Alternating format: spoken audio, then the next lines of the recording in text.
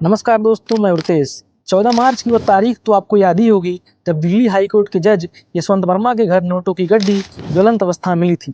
उसके बाद खूब शोर शराबा हुआ, न्यायपालिका पर सवाल उठे। जैसा कि हमारे देश में होता रहता है कि किसी घटना होने के बाद लोगों में जोश रहता है, लोग सिस्टम से सवाल पूछते हैं, उसके बाद मामला ठंडे बस्ती में चला जाता है। लेकिन इस मामले में ऐसा नहीं था, क्योंकि इस बार कटघरे में थी हमारी न्यायपालिका। और न्यायपालिका और सरकार में कितना टसल रहता है, ये बात किसी से छिपा नहीं। सरकार आए दिन कॉलेजियम सिस्टम को लेकर न्यायपालिका को घेरती रहती है।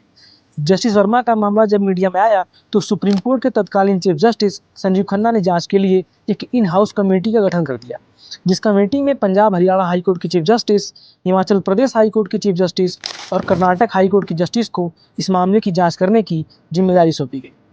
जिस तत्परता से जाँच शुरू हुई, सबको लगने लगा कि इस बार जस्टिस वर्मा पर कार्रवाई होगी, न्यायपालिका में कुछ बड़ा बदलाव होगा। मगर ऐसा कुछ देखने को नहीं मिलता, बल्कि जस्टिस वर्मा को दिल्ली हाई कोर्ट से इलाहाबाद हाई कोर्ट में तबादला कर दिया जाता है। बहरहाल जांच कर रही कमेटी ने अपनी जांच रिपोर्ट में जस्टिस वर्मा को दोषी पाया है। उनके खिलाफ पर्याप्त सबूत भी सुप्रीम कोर्ट के चीफ जस्टिस को सौंप दिया है। मगर हद तो तब हो गई जब अपने खिलाफ इतने सारे सबूत मिलने के बाद भी जस्टिस यशवंत वर्मा अपने पद से हटने को इनकार कर देते हैं। मगर सवाल यह नहीं है कि जस्टिस वर्मा इस्तीफा क्यों नहीं देते, उन पर महाभियोग कब लगेगा। सवाल यह है कि किसी न्यायाधीश के घर इतने सारे नोट कैसे पहुंचे, ये नोट किसके थे। आपको बता दें, न्यायपालिका ही एक ऐसी संस्था होती है जिस पर देश का आम नागरिक अटूट विश्वास की नज़र से देखता है, क्योंकि न्यायपालिका संविधान का संरक्षक होती है। जब सरकारें निरंकुश हो जाती हैं, तब देश का आम नागरिक न्यायपालिका की तरफ आंख लगाकर देखता है। मगर जिस तरह जजों के घर बोरे से भरे हुए नोट मिलते हैं, लोगों का विश्वास न्यायपालिका के ऊपर से डगमगाने लगता है।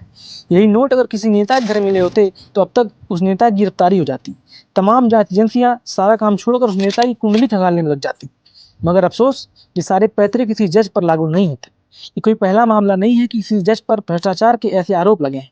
साल था 1983, जब कलकत्ता हाई कोर्ट के जस्टिस सौमित्र सेन पर एक मामले में 33 लाख रुपए का हेराफेरी का आरोप साबित हुआ था।